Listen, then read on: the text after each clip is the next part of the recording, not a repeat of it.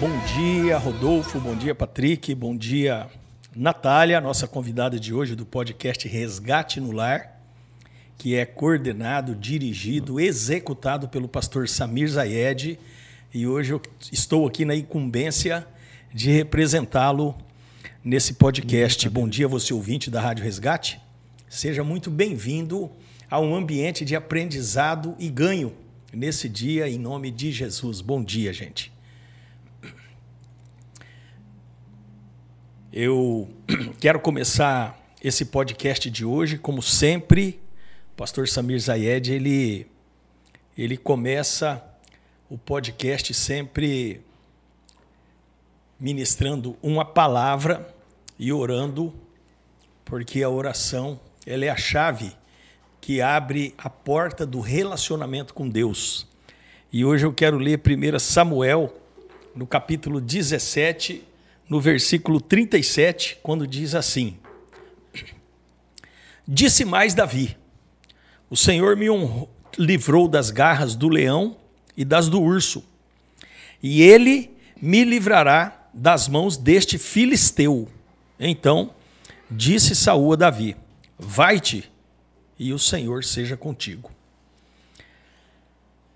Essa palavra, ela traz para a gente inúmeras orientações e algo que a gente precisa compreender aqui, e muita gente não crê nesse ambiente de paternidade que a gente tem aprendido ali na mesa do Igra, é que Davi, na verdade, primeiro ele foi enviado por Jessé, o seu pai, ele saiu debaixo de uma direção, ele saiu debaixo de uma ordem paterna, e quando ele chega no ambiente do Vale de Elá, ali onde os filisteus por 40 dias, 2 vezes por dia desafiavam o povo de Israel, o exército de Israel, Davi ele recebe uma autorização do rei, ele recebe uma autorização de quem tem autoridade. Então Saul disse para ele: Vai-te, e o Senhor seja contigo. E nós conhecemos a história, sabemos da vitória que Davi, aquele menino ruivinho pequeno, com a pedra numa funda, teve sobre um gigante cuja ponta da lança pesava 6 quilos. Só a ponta da lança de Golias pesava 6 quilos. Então a gente observa que Deus, quando Ele nos fez, ele não nos fez para sermos novas criaturas somente. Deus nos fez para mais. Deus nos fez para crescimento, para progresso, como Oséias, capítulo 6, versículo 3, diz: cresçamos e conheçamos, ou seja, prossigamos em conhecer ao Senhor. Então Deus ele nos livra da morte para um propósito muito maior, para um propósito de edificar vidas, para um propósito de cuidar de pessoas, para um propósito de fazer a sua obra, que essa frase, Natália, hoje nós estamos com a Natália aqui, daqui a pouco nós vamos iniciar nosso bate-papo. Essa frase, fazer a obra de Deus, muitas pessoas confundem, muitas pessoas tergiversam os princípios, alteram as prioridades, porque fazer a obra de Deus é tocar em vidas. A obra de Deus ela é restaurar almas, restaurar pessoas. Então Davi ele passa pela experiência primária de um urso e de um leão, e depois ele afirma com convicção e confiança em Deus de que Deus o livraria das mãos daquele filisteu. E foi isso que Deus, na verdade, é isso que Deus proporciona para nós. Deus ele proporciona um ambiente de ganho, e as experiências que nós temos sempre é um aprendizado para aprender a olhar para o problema vindouro com a ótica do problema anterior. E aí a gente vai sedimentando aquilo que nós chamamos de experiência. Por isso que a Bíblia sempre nos convoca, sempre nos convida para uma postura de gratidão, uma postura de confiança. Não importa o que aconteça, não importa se é o começo, não importa se é o recomeço, não importa se houve a queda, não importa se houve o retorno ao uso, não importa, porque Deus se importa do presente para frente. Esse é o nosso Deus. Pai, obrigado, Senhor. Obrigado, Senhor, em nome de Jesus, pelo dia de hoje. Obrigado, Senhor, por nos conceder a graça e a bondade de estarmos aqui reunidos por causa do Teu nome. Obrigado porque todo propósito que o Senhor coloca na nossa vida é justamente cumprir o teu chamado na terra. Então, em nome de Jesus, nunca permita que nós saiamos desse ambiente. Abençoa o Samir, a Magali, nossos pastores que têm concedido a cada um de nós a liberdade, têm concedido a cada um de nós o direito, mas também o dever de estarmos irmanados nessa obra grandiosa que é acolher almas, restaurar almas e ressocializá-las no ambiente daquilo que nós chamamos de dignidade da pessoa humana, mas muito mais do que isso, no ambiente de filiação, no ambiente de paternidade do Deus vivo e soberano. Por isso nós te louvamos nesse dia em nome de Jesus. Amém, ouvinte? Olha só, eu estou aqui hoje com a Natália. A Natália, ela é psicóloga e eu quero que você se apresente, Natália, e também pedir para você contar um pouco sobre a tua formação, tua vida, você veio de onde, é de onde, o que te levou à psicologia, por que você escolheu essa profissão, quando que você entendeu realmente que você não teria outra profissão, e que você falasse também, Natália, da tua trajetória profissional até chegar na comunidade terapêutica, especificamente no Esquadrão da Vida, mas o que te fez querer trabalhar num ambiente de comunidade terapêutica? Bom dia, Natália, bem-vinda, ouvinte. Nós estamos com a Natália, psicóloga, que está atualmente exercendo o ofício de psicóloga em uma comunidade terapêutica, Esquadrão da Vida. Seja bem-vinda. Muito obrigada, pastor Ottoni. Que delícia estar aqui. Bom dia a todos os ouvintes. É um prazer estar novamente aqui nesse programa maravilhoso, Resgate no Lar. Já estive aqui antes com o pastor Samir, hoje estou na presença do pastor Ottoni. É uma delícia e sente que lá vem a história, gente. Eu vou contar um pouquinho da minha história, da minha trajetória profissional, de como eu cheguei aqui. O que eu já posso de antemão afirmar para vocês é que realmente eu estar aqui é um propósito de Deus. O pastor, na palavra, ele disse sobre a obra de Deus. E quando a gente faz a obra de Deus, a gente ganha almas. E é exatamente isso que a gente faz aqui. A gente cuida dessas almas. Vou falar um pouquinho sobre mim, sabe? Me chamo Natália, sou casada. Hoje eu tenho um casal de filhos. Eu tenho uma de 8 anos. Eu tenho um de 1 aninho, o Heitor. E sou carioca, filha de militares. Então, vocês já sabem que militar sempre tem aquela questão da transferência. Então, viajei por muitas cidades, muitos estados do Brasil. Cheguei em Mato Grosso do Sul, acredito eu, em 2004, na cidade de Corumbá, onde eu fiquei mais de 10 anos, mais de 15 anos em Corumbá. E lá aprendi muito sobre o povo corumbaense, sobre o Pantanal. Antes disso, já tinha viajado a outros estados e sempre ganhando muitas experiências em todo o Brasil. Fiz lá minha faculdade na Universidade Federal de Mato Grosso do Sul. Na época, nem era ainda Enem, era vestibular. Tinha que passar no vestibular. E só tinha naquela cidade. Não é a facilidade que hoje tem de fazer Enem em várias cidades e ir para outro. Não, era ali. E eu fiz psicologia, pastor, porque eu queria trabalhar com RH, recursos humanos. Oh. Eu sempre gostei de empreender, sempre gostei de administração. E eu falei, ou RH ou administração. Tentei para psicologia, passei. E até então eu tinha essa ideia de fazer RH. Só que toda a questão que eu fiz, até mesmo quando eu passei, fiz meus 5 anos de faculdade, fiz estágio, mas sempre era voltada para a clínica. E eu falava, eu quero RH, mas a cidade de Corumbá não tinha muitas opções de estágio nos recursos humanos. Então, eu sempre fui direcionada à clínica. Até então, eu sabia que eu fazia faculdade, mas eu pensei, ou vai ser para concurso ou vou trabalhar para RH. A clínica não me enchia os olhos. Eu fazia, era competente naquilo, mas eu queria trabalhar com recursos humanos, porque Entendi. Eu gosto muito de palestrar, gosto muito de estar com pessoas. Então, eu pensava muito na questão do recrutamento, de seleção, teste psicológico. E foi quando, no final de 2013, eu me formei. Em 2014, eu passei para um concurso em Corumbá. Peguei esse concurso, mas depois de alguns anos, eu falei, não, eu vou ir para outros locais. E eu fui com a minha família para Recife, onde eu fiquei lá. Passei, inclusive, a época da pandemia. Só abrir um parênteses, teu pai é militar? Ele é do Exército. Ah, tá. Hoje porque ele é para você ter vindo do Rio para Corumbá Sim. e depois morar em vários lugares, normalmente é uma assertiva bastante específica de militar. Militar do Exército, e hoje ele já está aposentado. Hoje a gente só vai para o Rio de Janeiro só para visitar a parentela, porque todos nós, eu e meus irmãos ficamos aqui em Campo Grande, gostamos muito dessa capital, é uma delícia. Então nós estabelecemos a nossa vida aqui. E aí eu estive em Recife, fiquei lá por 2 anos, até que a gente pensou, eu com meu esposo, vamos voltar para Campo Grande. Eu já de Corumbá vim parar um pouco em Campo Grande, fui para Recife. Quando a gente falou, vamos voltar para Campo Grande? Vamos. Foi no final da pandemia.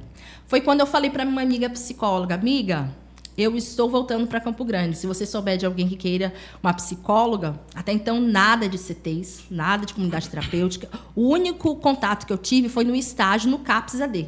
Entendi. Somente Mas isso. comunidade terapêutica? Nada. Pastor, absolutamente. Nada. Até então, antes de vir para cá, eu já estava até pensando, como eu estava empreendendo lá, eu gosto muito de vendas, para quem não sabe, sou psicóloga, eu gosto muito de vendas. Então, eu estava pensando em até dar uma paralisada no meu CRP, né? Quem não sabe, é o Conselho Regional de Psicologia. E eu falei, eu vou ligar para o CRP para cancelar a minha carteirinha.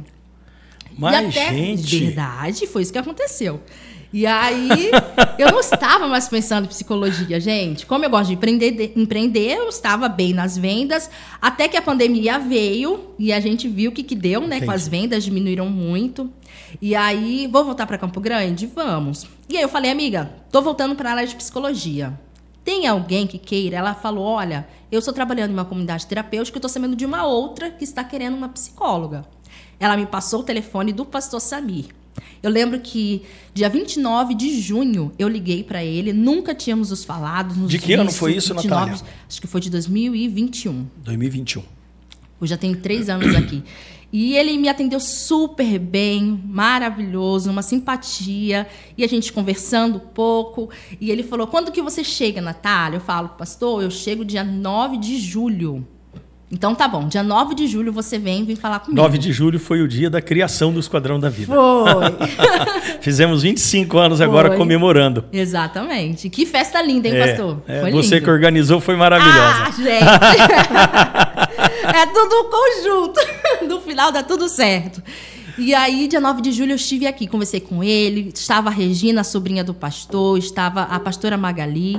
Vim com o meu pai aqui conversar com o pastor, mas somente para nos conhecermos. E foi uma delícia. Quem já teve a oportunidade grande de conhecer essa família do Esquadrão, pastora Magali, gente, é uma delícia estar aqui. E foi amor à primeira vista. Entrei aqui, eu falei, gente, a psicologia também está dentro das comunidades terapêuticas, está dentro ajudando as pessoas a sair dessa dependência. E aí nós conversamos, e hoje estou aqui há 3 anos. Eu posso dizer que a minha trajetória como psicóloga começou mesmo, que eu falei assim, foi para isso que Deus me chamou? Foi aqui no Esquadrão da Vida, pastor. Que bênção. E aí aquela questão do RH já não me chama atenção. Por isso que eu entendo que Deus sempre me trouxe para o lado clínico, para ter essa escutativa. E foi aqui que eu cheguei, aqui que eu me encontrei verdadeiramente na profissão. Porque, na verdade, Natália, eu creio que a intenção primária sua em relação ao RH era relacionamento com pessoas. E, na verdade, você tem isso. E no contexto do trabalho, como que é o seu trabalho dentro da comunidade terapêutica? O que a doutora Natália, psicóloga, desenvolve aqui? Como que é a prática? Como que é o dia a dia? O que você executa na comunidade terapêutica, Natália? Bom, a gente sabe que a psicologia, né, ela tem como objeto de estudo o comportamento humano. Então, a gente, quando trata de drogadição, a gente tem que entender o que fez esse adicto, esse dependente ter esse resultado de drogas. Então, a gente já vai interferindo. Eu trabalho aqui na TCC, Terapia Cognitiva Comportamental. Todo psicólogo clínico ele tem que ter uma abordagem com metodologia, com técnica validada, científica. Então, a TCC, ela fala o seguinte, que nós temos que estudar a cognição, porque a cognição, ela influencia no comportamento, na emoção e nas reações fisiológicas. Então, ele chegou no resultado da drogas. Tá, foi o resultado, mas qual é a causa? O que aconteceu? Então, quando a gente tem esse primeiro relacionamento, que eu chamo de triagem aqui com os meninos e com as meninas, a gente tem 15 dias onde eu converso, onde eu observo, onde eu faço uma análise de estudo, averigo se ele tem algum transtorno psiquiátrico, averigo a questão da família, por onde ele passou, se já teve outras internações, se ele tem uma dificuldade física. A gente faz uma anamnese, que a gente chama. É uma triagem mesmo, que o próprio profissional de psicologia é capacitado para fazer tal coisa. Entendi. E depois desse momento, eu começo a construir um plano de tratamento para ele. O plano de tratamento ele é especializado, ele é personalizado. Nesse ambiente da anamnese, você consegue detectar se ele tem e qual transtorno mental. Isso. E esse transtorno mental, Natália, do ponto de vista clínico, existem transtornos que são somente tratados pela psicologia e tem outros que são pela psiquiatria. Sim. E quando você detecta isso, você faz o encaminhamento. Faço. Quando eu observo a necessidade de medicamento que existe, na hora, depois da nossa conversa, a gente tem até mesmo a rede de apoio que é o CAPS. Eu tenho um contato direto com o CAPS, então a gente faz essa ponte, é muito importante. Até porque a drogadição, gente, o uso e abuso de drogas, ela desencadeia uma série de transtornos psiquiátricos, como esquizofrenia, transtornos de bipolaridade. Então a gente tem que estar sempre em contato com o ramo da psiquiatria. Então é sempre assim, a psicologia e a psiquiatria sempre estão juntas. Levando sempre em consideração que a psicologia ela vai tratar a questão da causa, através da terapia, as experiências, as informações que o paciente nos traz, é importante para que a gente consiga encaminhar da melhor forma para o psiquiatra. Certo, entendi. E teve um outro fator estabelecido dentro da comunidade terapêutica aqui do Esquadrão da Vida, Natália, que foi a criação de um ambiente educacional para capacitação. Eu quero mandar um abraço para o pastor Eduardo Rissa e para a pastora Tânia Rissa, para a Sheila, lá de São Paulo. Eles estiveram conosco aqui final de semana, ministrando o curso de aconselhamento bíblico. Foi fantástico na Igreja Resgate. E ele está com os ouvidos ligados no nosso podcast aqui. Eduardo, Tânia, Luiz Felipe, Giovana, um beijo para vocês aí. Deus abençoe vocês. Foi bênção vocês estarem conosco. Vamos continuar conectados. A gente está fazendo um estudo aí para o pastor Eduardo ter um trabalho aqui na rádio também. Ele vai ter um momento, um programa aqui na rádio. A gente está fazendo todo um projeto para que isso se realize. Um abração aí para você, Deus abençoe. E aí, Natália, o que aconteceu? Você veio para cá, você começou a trabalhar, a Regina, na época, acho que estava aqui. Sim. E, de repente, por uma necessidade, o Esquadrão da Vida estabelece a criação da EFC. Exatamente. Hoje, Escola de Formação e Capacitação em Comunidade Terapêutica. Você, na verdade, não só esteve no ato da criação desse trabalho, que teve uma primeira turma dentro da unidade Esquadrão da Vida, como você depois foi responsável basicamente pela criação da grade curricular e depois avançou bastante. Até eu quero te fazer essa pergunta para que você, ouvinte da Rádio Resgate, a Natália com certeza vai falar da próxima turma que nós estamos iniciando 22 de julho. Eu queria que você contasse para a gente, Natália, a história da EFC. Como que foi a criação da EFC? Porque você participou desde o ato da criação.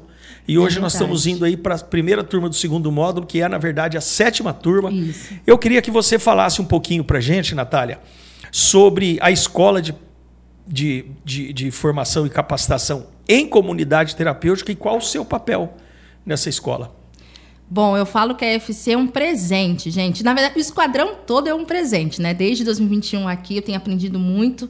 E a EFC, como que surgiu? O pastor Sami, ele falou assim, nossa, nós precisamos capacitar. Nós temos estagiários. Esses estagiários aqui são muitas vezes pessoas que vêm de fora, que têm alguma ligação com a dependência química ou não e que quer estar contribuindo na obra do Esquadrão da Vida. E tem pessoas que terminam um plano de tratamento e se identifica também, quer aprender sobre dependência química e muitos deles continuarem a trabalhar.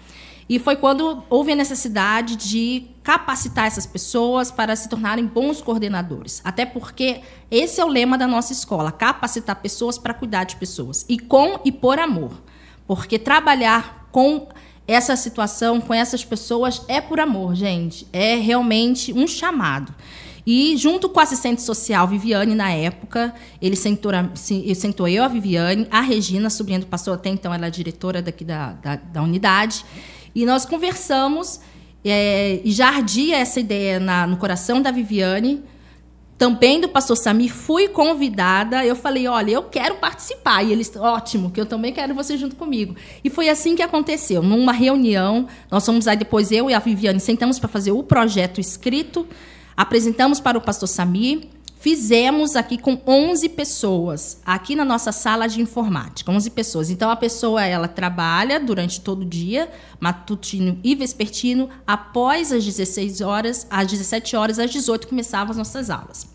E as nossas aulas foram dadas pelo um deles, foi o pastor Otônio, que está aqui do meu lado, o pastor Samir também deu aula, a pastora Magali, o pastor Bruno, hoje diretor, eu também dei aula, e várias outras pessoas aqui, tudo dentro de casa, gente. E foi um sucesso, isso com 11 pessoas. Lindo, maravilhoso. Isso foi em 7 de fevereiro de 2022. Então, foi assim que começou. Algo singelo, mas muito, muito eficiente, e foi um sucesso. Isso deu certo. Ok, até aí, tudo bem. Depois o pastor me fala que a vigilância sanitária, na época, gostaria que tivesse mais capacitações para as pessoas que têm comunidades terapêuticas aqui em Campo Grande. E nós não tínhamos, a não ser a FEBRACT, que fica no estado de São Paulo, e muitas não têm condições de estarem lá enviando pessoas e os monitores. E até que o pastor, olha, nós temos uma escola no Esquadrão da Vida, com grade curricular, muito sucesso, deu certo. Se vocês quiserem saber mais sobre isso, essa é a hora. E foi quando nós apresentamos o nosso projeto, não somente para a vigilância sanitária, mas também para um dos parceiros exemplares, que é o SEAD, que é um conselho que está trabalhando aqui juntamente conosco, que é o nosso parceiro desde o início da nossa primeira turma. Então, foi no Esquadrão da Vida. A partir da segunda turma, já foi na sede do SEAD, que fica ali no centro, ali num bairro aqui de Campo Grande. Na Avenida Eduardo Elias Arão. Isso, 743. E ali a presidente, Denise, abriu as suas portas. Enviamos também a nossa proposta para a FESMACT, que é a Federação Estadual, né? Sul-Mato Grossense sem comunidades terapêuticas. Também foi abraçado esse nosso projeto. Aí também foi abraçado também pela pastora Bárbara, junto com a Prefeitura Municipal de Campo Grande. A Marli teve uma participação fundamental, total, né? Diretora da FESMACT e também conselheira do SEAD, porque a Marli foi a ponte totalmente que ligou o SEAD à possibilidade de nos servir ali com um ambiente maravilhoso, né? Sim, e ela agarrou o projeto. Ela falou com a Denise, é bom. A Sheila também estava junto conosco, ela é presidente da JAVOC. Foi um combo. E eu lembro que nós nos reunimos aqui num dos escritórios do Esquadrão para fazer a nossa grade curricular. Convidamos outras pessoas, profissionais de assistência social, de psicologia, para estar nos ajudando também na confecção do primeira grade. E foi assim que foi o nosso primeiro start pós-Esquadrão. Foi quando a gente começou a abrir vagas para outras comunidades. Entendi. E aí choveu. E aí não teve como dar ré. Foi só aumentando a quantidade de pessoas. Nós hoje temos 6 turmas do primeiro módulo, com muito sucesso, com direito à formatura. Então, é só sucesso. E agora, nós agradecer vamos ao AB, né, Natália? Totalmente. Que o AB foi uma parceira maravilhosa em toda essa estrutura das formaturas e das festas. E que formatura, pastor Tony. É linda a formatura da FC, gente. É verdade. É linda, é divertida, é felicidade. E o interessante é encontrar pessoas que se formaram, pessoas que entraram aqui como acolhidos e foram recuperados. Então, quando a gente fala que o Esquadrão FC, a gente tem um trabalho social, educacional, é exatamente isso. Recupera vidas para recuperar outras vidas. Então, ver as pessoas entrando aqui sem nenhuma autoestima, sem nada nas mãos, de repente ela vai recuperando sua autoestima, recuperando a sua família, recuperando a sua dignidade, os seus pensamentos, melhorando, modificando os seus comportamentos, e no final ainda sai com o diploma na mão. Então, realmente é uma obra de Deus. Eu quero falar, Natália, a nossa 7ª turma, que na verdade vai ser a primeira turma do segundo módulo, começa agora dia 22 de julho, né? Isso, na próxima segunda. Dia 17, segunda-feira, nós iniciamos ali a primeira turma do segundo módulo. Eu quero falar um pouquinho dos temas abordados, da abordagem da grade curricular. Nós vamos ter a primeira aula lá vai ser apenas uma aula explicativa e a importância da relação dos órgãos públicos com as comunidades terapêuticas. Esse vai ser o tema da grade curricular. E depois nós vamos falar de projeto de intervenção, manejo clínico de comportamento suicida, tratamento de habilidade na dependência química, estratégias da TCC, fundamentos da terapia em grupo, arte-terapia na recuperação, isso é fundamental. arte-terapia na prática, abandono no tratamento na CT, técnicas de comunicação, apresentação de casos, discussão, prevenção de recaídas, a relação da dependência química com o sistema prisional, LGBTQI+, nas CTs, diagnóstico e manejo em CTs, intervenção em crise, apoio pós-tratamento e rede de suporte, apresentação do TCC em grupo, feedback com os alunos e, por último, nós teremos avaliação.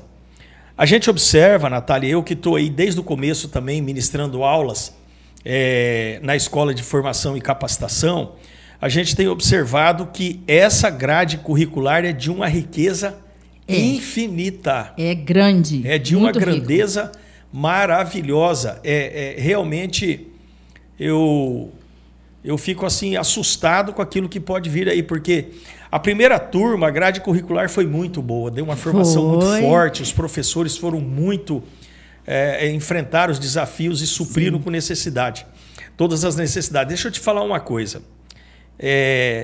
Quais são os principais desafios que você, como profissional, enfrenta na comunidade terapêutica, Natália? A gente está falando hoje desse ambiente, principalmente dessa estrutura de gênero, que a mulher, você é uma mulher que trabalha numa comunidade terapêutica, basicamente você atende a unidade masculina e a unidade feminina, mas você trabalha num ambiente com homens. Sim. Além disso, quais outros desafios você pode mencionar que você enfrenta para desempenhar o seu papel de psicóloga dentro de uma comunidade terapêutica? Bom, trabalhar com os homens aqui é tranquilo, eles são maravilhosos, coordenadores, são uma bênção na minha vida. E realmente os desafios são com os acolhidos em questão de quê? De modificar os pensamentos, modificar os comportamentos. É um desafio para o psicólogo fazer essa pessoa entender que ele não é mais aquela pessoa antes, que agora ela tem que reconstruir cognitivamente para que ele consiga reconstruir a sua vida, a sua dignidade, a sua família. Então, se eu pudesse falar sobre o desafio do psicólogo, é justamente isso, fazer essa pessoa que há muitos anos usava crack a mudar de pensamento para mudar o seu comportamento. Porque eles querem, muitas vezes, pastor, eles desejam. Só que a questão das experiências que eles tiveram, os gatilhos, os estímulos, às vezes as famílias não contribuem, por isso que é importante a família, quando entra aqui, participar do gráfico, que é toda terça-feira, porque a família também aprende sobre isso, sobre dependência química, sobre codependência, porque é todo um conjunto. Não adianta somente eu, a psicóloga, tratar ali somente o acolhido. A família também está. Entendi. Tem que estar. Então é um desafio. Via de regra, a família foi o ambiente que o levou ao uso. Muitas das vezes. Muitas. Quando eu faço... dentro da família, isso. Um abandono, um sentimento de abandono, um trauma. Sim. Uma família que a gente pode chamar de disfuncional, quando em relação, por exemplo... Porque o que acontece, Natália?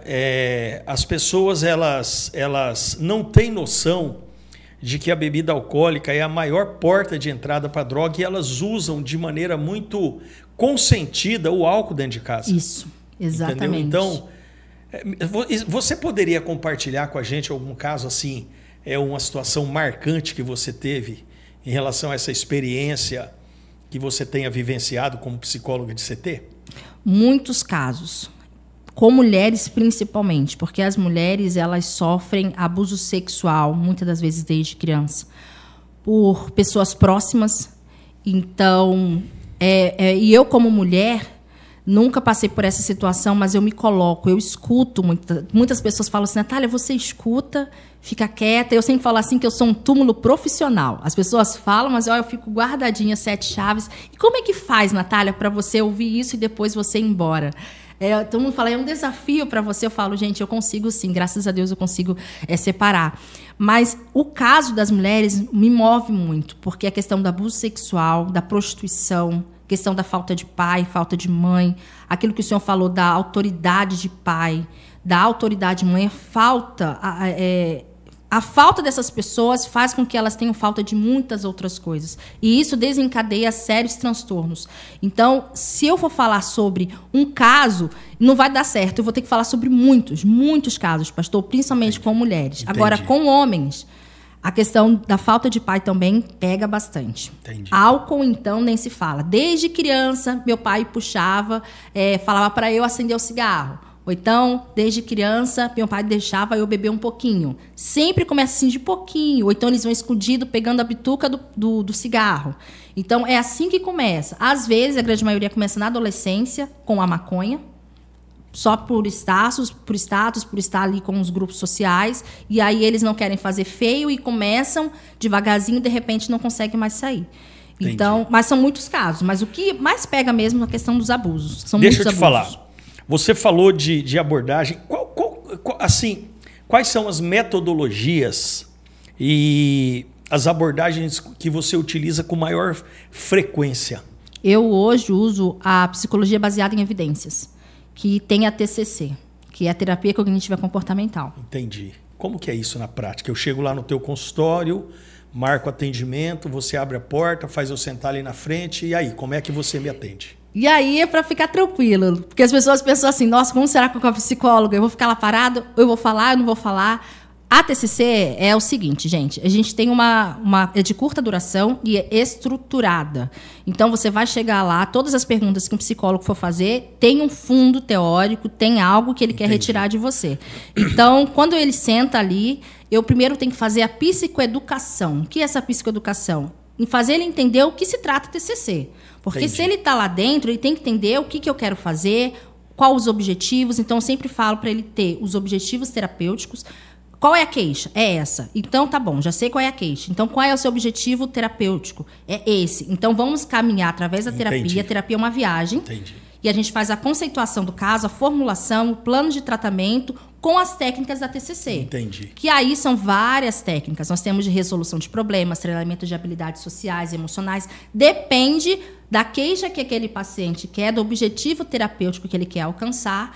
A metodologia é TCC. E você mas falou as de uma técnicas são metodologia diferenciadas. científica validada. Validada, Então TCC. você tem toda uma estrutura Totalmente. que é vinculada, inclusive, ao código de ética do profissional da psicologia. Você não pode fugir disso. Não, de jeito nenhum. Entendi. E lembrando, gente, que o psicólogo ele tem um sigilo profissional. Então, você pode se abrir com o seu psicólogo. Muito importante. Não, vou falar com a minha amiga. A gente é totalmente diferente. A sua amiga ela não tem uma metodologia científica. Entendi. Ela vai falar a opinião dela. E como que você avalia, Natália, por essa experiência, já podemos dizer longa, né? Porque são 3 anos fazendo um trabalho basicamente repetido com pessoas diferentes e, naturalmente, com todo o avanço da tecnologia e de novas estruturas que vêm, né, da psicologia.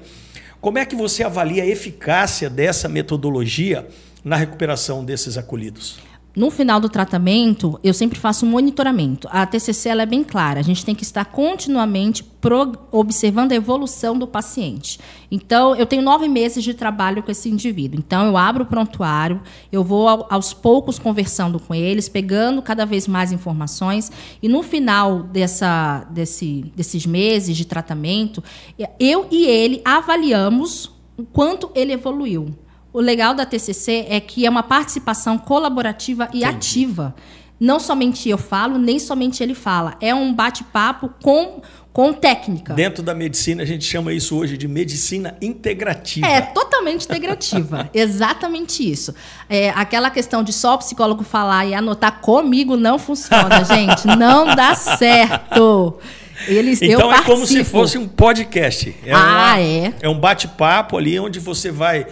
baseado no teu conhecimento científico, você vai direcionando a conversa, como você falou, existem propósitos. Nós temos que ver qual é o sintoma e nós temos que ver qual é o objetivo. Sem isso, não tem como. Dentro desse caminho entre causa e objetivo, você vai conduzindo a conversa. Exatamente. A gente chama de descoberta guiada. É quando o psicólogo... Eu sempre falo assim, gente, é como se eu entrasse num carro, no volante, e o meu paciente, os meninos e meninas, ficam ali do meu lado. Vamos visitar os pontos turísticos? Vamos. O que tem nesses pontos turísticos?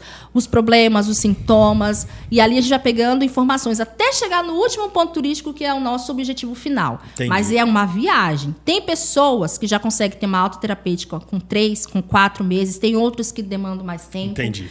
E aí a gente observa como é a evolução. Mas a ideia é que seja começo, meio e fim. A ideia é que eles saiam daqui sendo capazes de pensar somente com eles mesmos, não com o psicólogo. Entendi. Que eles sejam autônomos dos próprios pensamentos e comportamentos. Entendi. Essa é a ideia principal. Quando ele começa a fazer isso, já é a hora da autoterapêutica. Entendi. Natália, você como psicóloga, como profissional, o que você poderia dizer sobre esse seguinte tema? A importância da comunidade terapêutica na recuperação e na reinserção social de um usuário abusivo de álcool e droga. A importância é muito grande. As pessoas podem achar que não. Inclusive, talvez até outras pessoas profissionais da psicologia. Eu confesso que eu fui entender mesmo quando eu estava aqui dentro. As pessoas não têm noção do trabalho de um ACT, da seriedade antes de entrar aqui. Eu mudei totalmente a minha visão, não como somente profissional de psicologia, mas como ser humano. Quando eu entrei aqui, eu vi esse universo, porque até então eu não conhecia. Sempre fui cristã, então a questão de álcool e drogas, a gente via as pessoas no semáforo, sabe, pastor? Mas é um mundo totalmente diferente. Distante, né? Distante. O que é isso? Nossa, por que ele fica desse jeito? A gente não tem noção do que ele está passando por trás daquilo, que fez ele chegar naquela situação. Então, hoje, vivendo aqui, eu bato no pé, sim. A comunidade é importante, sim. Ah, mas tem comunidade que faz isso e isso. Gente, não generalize. Se você, por um acaso, vê alguma matéria sensacionalista como por aí... infelizmente, ontem teve uma comunidade terapêutica lá em São Paulo, que o rapaz foi espancado lá dentro e foi a óbito. Existe, infelizmente, pastor. Mas não é generalista. Não é, gente. Pode confiar. Eu estou aqui dentro e eu vejo o cuidado que as pessoas têm com os acolhidos. Quando é para chamar atenção, nós chamamos. Eu mesmo chamo a atenção dos acolhidos, porque eles precisam acordar para a vida. E é com amor e por amor. Não é algo ruim. Pelo contrário, eles depois param e pensam, poxa, é verdade, eu precisava ter mais foco, eu precisava prestar mais atenção. Então, acredito que hoje, eu aqui dentro observo. E o que eu tenho que fazer? Eu tenho que, através da minha profissão, também mostrar para os outros profissionais de psicologia que a comunidade terapêutica é, sim, um grande facilitador, um mediador de recuperação. Porque muitos podem falar, é só medicamentoso. Não é, gente. Aqui dentro, eles podem tomar remédio, mas a questão do treinamento de habilidades sociais, questão de arrumar a cama, voltar a arrumar a cama, porque tem gente, pastor, que chega da rua, já perdeu totalmente até a questão de lavar uma roupa, lavar uma louça, trocar de roupa. Então, isso também resgata a humanidade da pessoa. Entendi. Então, é o social, é você ter novas amizades, é você conseguir sentar-se numa alimentação, numa refeição e levar o alimento na boca tranquilamente. São várias coisas que uma comunidade terapêutica pode usufruir, pode liberar para mudança comportamental, cognitiva, social, familiar. Então, assim, são vários viés que a comunidade terapêutica pode ajudar, sim, a pessoa. Entendi. E a Natália, psicóloga, que conselho ela daria para uma psicóloga recém-formada que começasse a trabalhar em comunidade terapêutica? Eu falaria, calma. Não se desespere. Porque, gente, é muito interessante. Você entra e você fala, uau, o que é isso? É coisa diferente, ainda mais quem nunca viveu esse mundo. Calma, não se desespere, faz o que tem que ser feito. Você vai aprendendo com a prática. A prática realmente leva à perfeição, você vai aprendendo com a prática, você vai aprendendo com as pessoas. E não se ache a melhor, a maior. Pelo contrário, seja sempre humilde, tenha parceiros. Eu tenho uma parceira aqui maravilhosa, que é assistente social, Sônia. Tenha parceiros rede. Eu tenho uma parceira assistente social no Posto Noroeste, na UPA, no CAPS. Então, faça o seu trabalho com amor. Se você fizer o seu trabalho com amor, por amor, ser uma profissional humilde, estude sempre, porque são pessoas diferentes, são técnicas diferentes. Então, o psicólogo nunca vai parar de estudar, até porque a gente trabalha com o ser humano. O ser humano é complexo, cada vez muda uma coisa. Então, não é exato. Mas você vai ser... O que eu posso dizer para você? Você vai ser muito feliz. Se você se encontrar e você vê a recuperação daquela pessoa, você vai se realizar. Porque, pastor, de verdade, a maior realização que a gente tem é quando a gente entrega um diploma, um certificado e fala, vai em paz, vai com Deus. Então, primeiro, calma, seja humilde, estude. e usufrua da oportunidade que Deus te deu de ajudar uma pessoa a reconstruir a sua família. Isso não tem preço. Que bênção.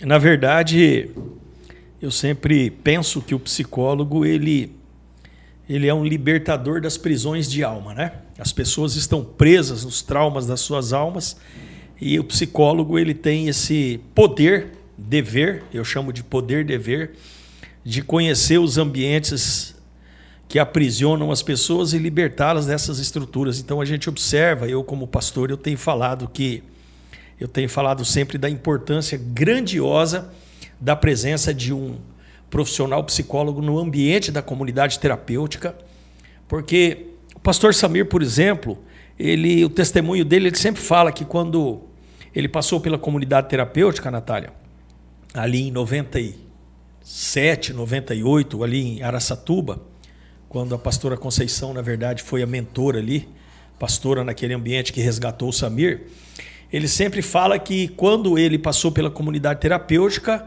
o tratamento eram 2 pilares do tratamento, enxada e Bíblia. Ou seja, eles tinham que fazer, a gente chama de autocuidado, né? Antigamente chamava de laborterapia, hoje é autocuidado, e Bíblia, palavra de Deus. Nós sabemos que realmente, se Cristo não entrar, não tem libertação. Mas a gente observou, e eu sempre utilizo como fundamento da minha fala, a própria palavra de Deus que diz ali em 1 Tessalonicenses 5, 23, que o mesmo Deus de paz os santifique em todas as coisas para que tenhais o vosso espírito, alma e corpo irrepreensíveis até a vinda do nosso Senhor Jesus Cristo. E nesse ambiente, nós temos que entender que quando nós falamos do espírito, da espiritualidade, que está ali no artigo 5º da Constituição Federal, que traz ali a liberdade do culto como princípio, que está no Código Civil, no Código Penal, que está na RDC 29, que é a reunião de diretoria colegiada que estabeleceu a organização e a regulamentação da comunidade terapêutica. Ali no artigo 19 tem ali a espiritualidade. Então, para isso, nós temos os pastores que fazem o tratamento. Quando nós falamos do corpo, ali em 1 Tessalonicenses 5, 23, a gente tem um médico, um psiquiatra que vai cuidar do sistema fisiológico, metabólico, hormonal. Mas quando nós falamos da alma, que é ligado ao coração, que é ligado ao psique, que é ligado às emoções, às vontades, aos desejos, aos pensamentos. Então, necessariamente, nós precisamos ter um profissional qualificado, porque é uma ambiência que o pastor e que o médico ele não vai conseguir entrar, como a Natália falou aqui, com a estrutura de um mecanismo cientificamente correto para abstrair a origem desses traumas que levou ao uso abusivo do álcool e droga e tirá-lo. Então, a presença de um psicólogo no ambiente da comunidade terapêutica, você que está me ouvindo aqui, ouvinte da Rádio Resgate, entenda que é de fundamental importância. Não pode haver um tratamento... Olha o nome da instituição. Juridicamente é Comunidade Terapêutica.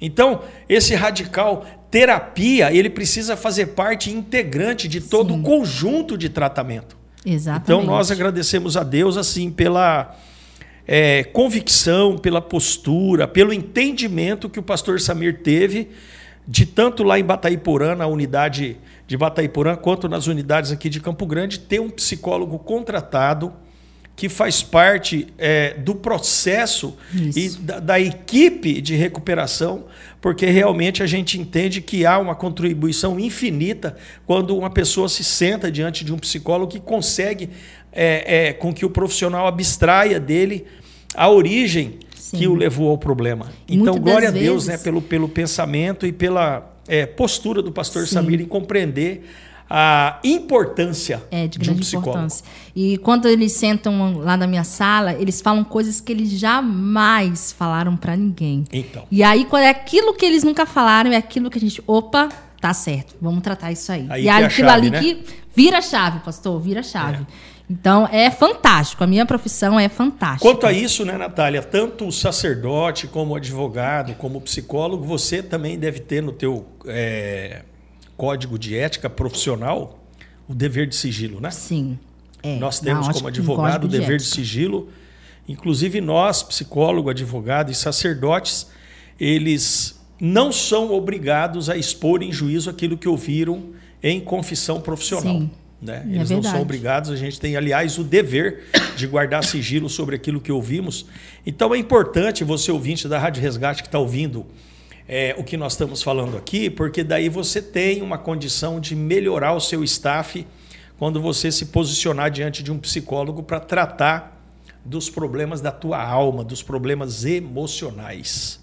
E eu vou dizer mais, se a gente começar, se vocês abrirem a mente para essa questão das emoções, vocês vão ver que muitas coisas poderiam ser evitadas se vocês tivessem se controlado emocionalmente. E se tivesse já entendido a motivação desse comportamento. Então, se você quer ter uma mudança comportamental, comece a mudar cognitivamente que vai dar certo. Se libere daquele, será que eu falo, se eu não falo, se eu falo com um psicólogo? Mas para quê? Gente, vai ser realmente mudança, vai ser transformação. Inclusive, eu gostaria de até abrir um parênteses aqui, de fazer um convite. Eu faço grupo de psicoterapia grupal para as mulheres que desejarem participar. Vou começar agora dia 27, estou no meu 3º grupo.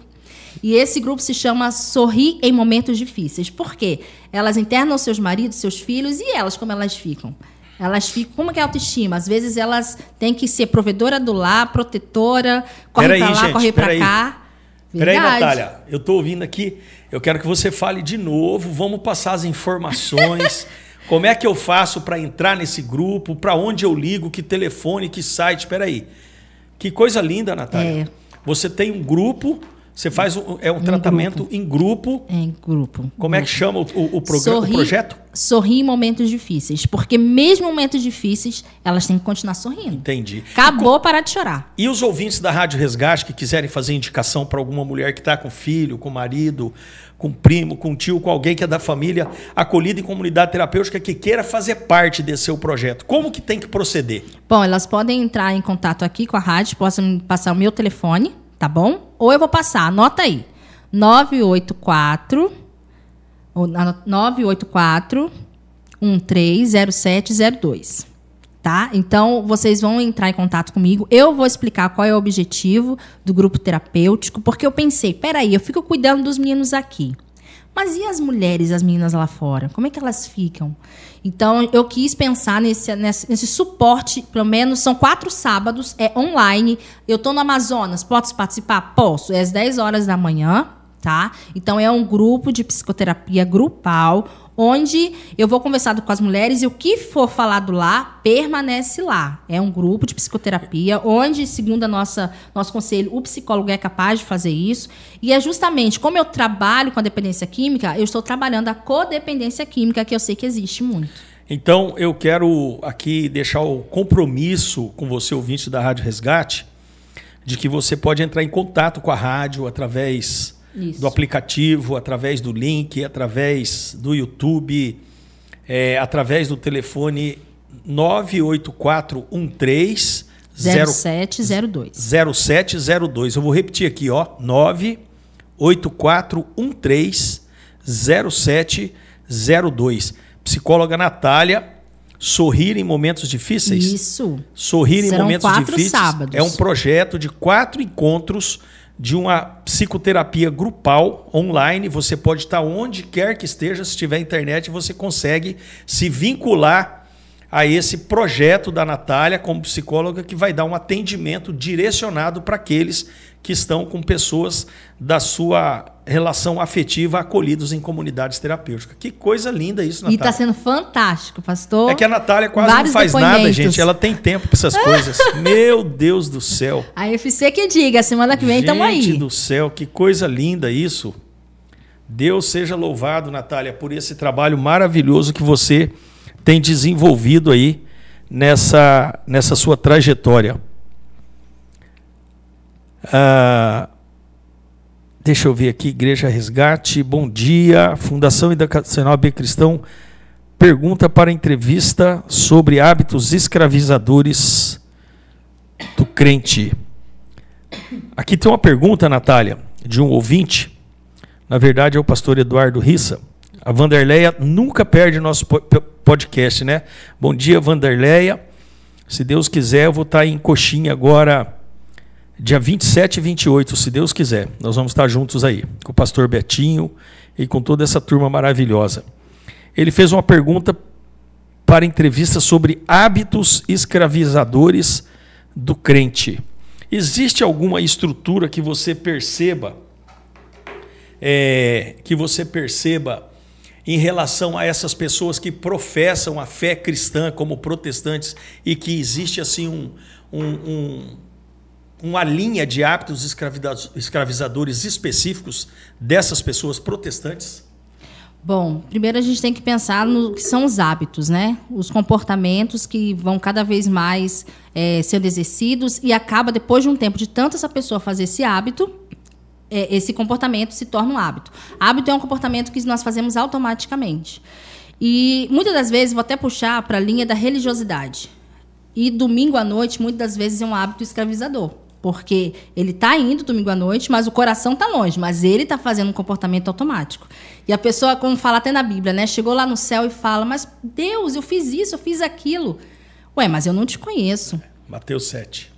Então, isso é um hábito. Quer dizer, durante toda a vida dele aqui na Terra, esses hábitos ele estava sendo escravo desse próprio hábito, o coração dele não estava voltado para Deus, estava um fariseu só fazendo acontecer para as pessoas.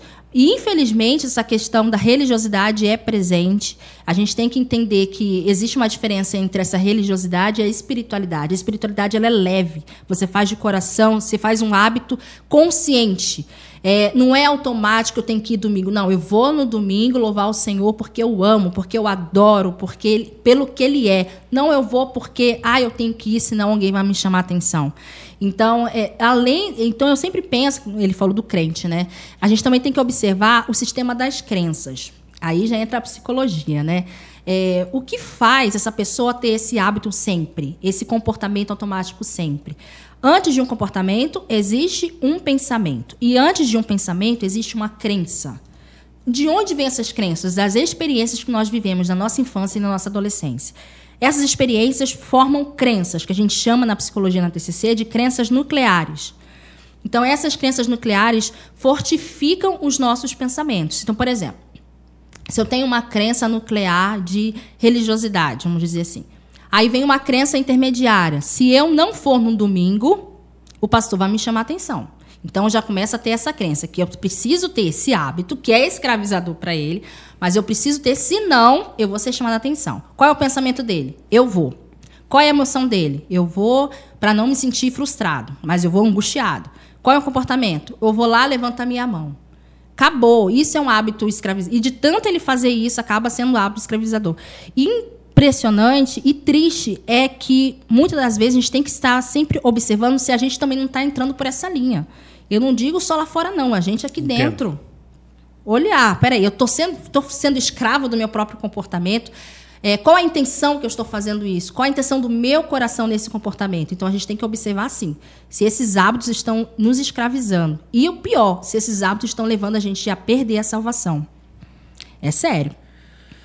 Muito bem, nós conversamos aqui hoje nesse podcast com a psicóloga Natália, carioca. Da Gema. Saiu de lá do Rio de Janeiro para morar em Corumbá, rapaz. Verdade, de um extremo para o outro. Meu Deus do céu. Antes de Corumbá, eu morei no Espírito Santo.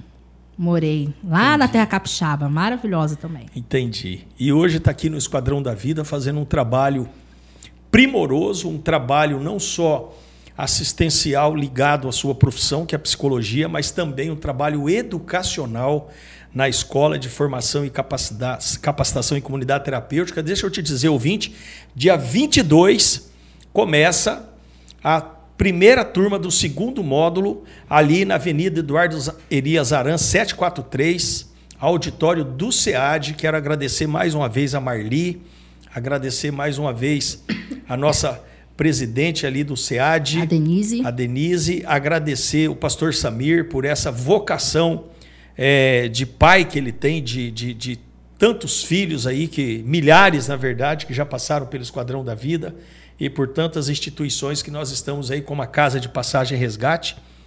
Natália, eu quero te agradecer muito obrigado pelo seu tempo, obrigado por abrir na sua agenda aí um tempo para nós, para que estivéssemos aqui nesse ambiente desse podcast que toda quarta-feira tem ilustrado pessoas com conhecimento e com não só conhecimento científico e de estruturas sociais, mas também conhecimento da história, conhecimento da sua história, da nossa história, da história do pastor Samir. Quarta-feira passada ele falou de toda a vida dele, desde ali antes do acolhimento dele em Araçatuba, e depois foi falando de toda a estrutura das instituições que foram criadas. Foi muito rico a semana passada, e hoje, da mesma maneira, a gente ouve aqui muitos fatos que a gente não tinha. Por exemplo, eu não sabia que você é oriunda do Rio de Janeiro. Sou, né? Nasci em São Cristóvão, no Hospital Militar de lá. Então. Fiquei lá até 4 anos, mas como meu pai é militar, sempre viaja. E hoje nós temos a bênção de ter você aqui como psicóloga, uma Amém. Profissional exemplar, exímia, muito capacitada naquilo que faz, porque a eficácia daquilo que você tem feito aqui é notória, né? Amém, então, pastor. Natália, que Deus abençoe a sua vida, seu esposo, seus filhos, Amém. Que Deus derrame sobre você graça e que você continue sendo esse ambiente de ensino, esse Amém. Ambiente educacional para levar as pessoas a um nível de dignidade humana maior, como você tem Amém. Feito sempre. Nós amamos a sua vida. Vou fazer um convite para quem fez o primeiro módulo, porque tem família que fez o primeiro módulo. Dá para fazer o segundo, tá bom? Ainda tem poucas inscrições abertas. Se você fez o primeiro módulo da FC, pode me chamar também no WhatsApp, que dá tempo de fazer a sua inscrição. Vamos continuar isso aí. A FC está apenas começando. E eu agradeço, pastor, pela oportunidade de estar aqui. É um prazer estar aqui nesse podcast. Minha família, minha sogra sempre ouve. Ela está morando lá em Sumé, na Paraíba. Olha só. E ela está ligada o tempo todo. Então, a rádio também é uma bênção. Agradeço o Esquadrão, agradeço a oportunidade de estar aqui, o pastor Samir, toda essa estrutura do Esquadrão, que é prazeroso estar aqui. Amém. Valeu, gente. Você, ouvinte da Rádio Resgate, continue tendo um dia abençoado, um dia poderoso, um dia na presença de Deus. Seja grato, meu caríssimo.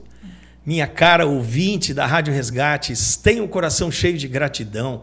A fé e a obediência te levam ao primeiro nível de milagre, mas a gratidão te leva a um nível de milagre insondável. Seja grato, porque a gratidão atrai a glória de Deus. Bom dia Rodolfo, bom dia Patrick, bom dia pastor Samir, pastora Magali, Deus abençoe vocês. Ontem foi aniversário da pastora Magali, gente, ontem de ontem, né? Maravilhosa. Ontem de ontem, aniversário da nossa pastora Magali. Tá lá na cidade maravilhosa chamada Pompeia. Eita! O Rodolfo tá rindo ali porque ele é de lá, ele fica todo feliz quando fala da cidade dele. Deus abençoe aí, pastora Magali, seus pais, suas irmãs, sua família toda. Tenhamos um dia abençoado e até quarta que vem, se Deus permitir. Bom dia!